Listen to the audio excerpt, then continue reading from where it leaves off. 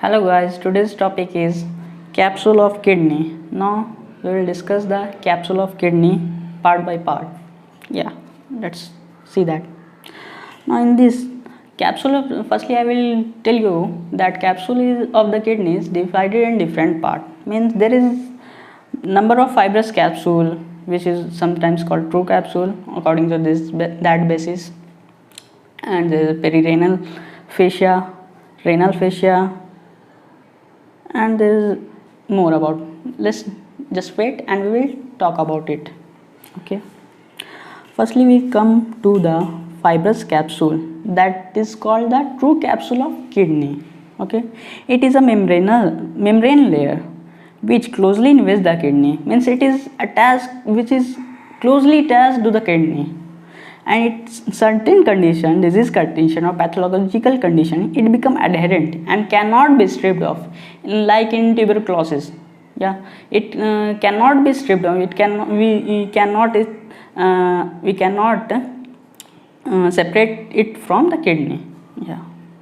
Now move to the next topic, perirenal fossa.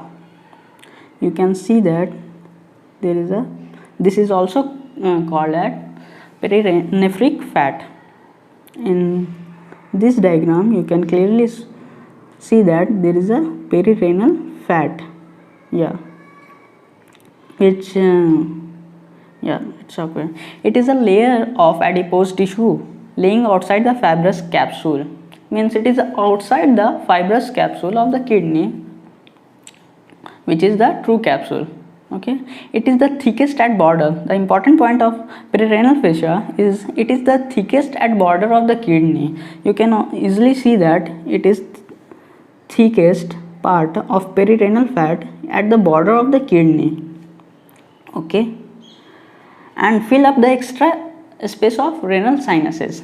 It fill the extra spaces of renal sinuses which is formed by the renal fossa. Yeah. Now move to the most important topic of the capsule of the kidney is renal fossa, which will come in your NEET PG exam as well as in your university exam oftenly. The perirenal fossa was originally described as made up of two separate layers. It is made up of two separate layers. You can easily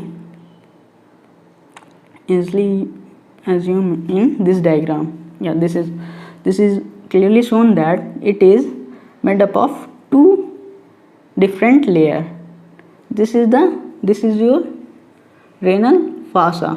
Okay, outside the, which encloses your perirenal fat, and it is made up of two different layers. Now let's see what this different layer. Posterior layer called fascia of Zuckerkandl, and anterior layer called fascia of Geroda. Okay, you can easily show that this is anterior layer of fascia of kidney, which is called the fascia of Geroda, and posterior layer is called the fascia of Zuckerkandl. Yeah, these laterally to form the lateral conal fascia, means this is the two layer of the kidney. Okay, and this goes laterally. Okay, this goes laterally and merge to form the lateral conal fascia, which continue to blend with the parietal peritoneum, and it continue with the blend with the parietal peritoneum. Okay, now here you will focus on that earlier view that above suprarenal gland the posterior and anterior fascia fuse with each other and they get fused to diaphragmatic fascia. Means in earlier view that it assumed that the anterior and posterior layer are fuses and blend with the diaphragmatic fascia, but in new concept superior aspect of perirenal space is open. Okay, now you can easily show it here that in earlier concept, that is, it is given that above the suprarenal gland, that is it will fuse with diaphragmatic fascia, but in new concept it is open. Okay, it is the most important part. And in upper pole, let's discuss about upper pole medially and below.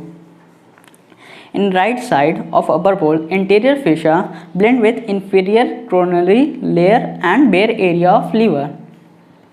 Let's assume that in right kidney, anterior layer is obviously blend with the inferior coronary layer of the liver and bare area of liver. Okay, and in left side, anterior layer fused with the gastrophrenic ligament. Okay, you can easily assume that because it cannot be blend with the lienorenal ligament or gastrosplenic ligament.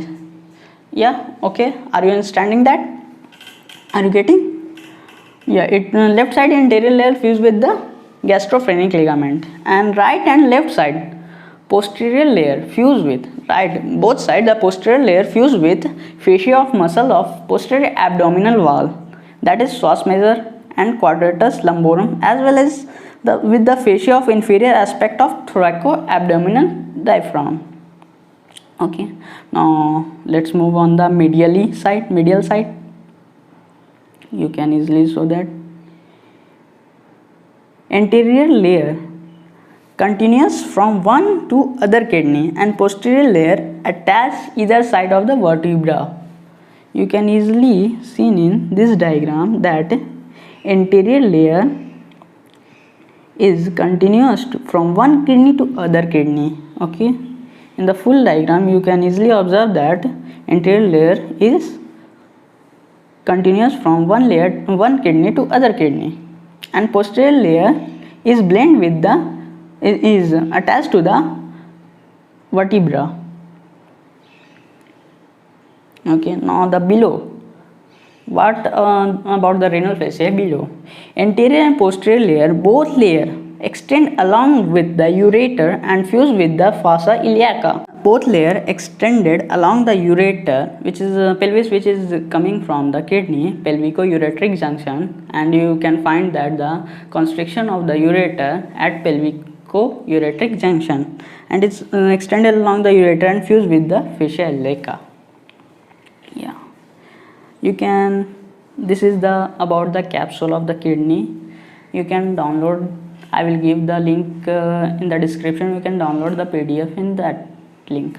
Okay, thank you. Give your thumbs up if you like this video. Thank you.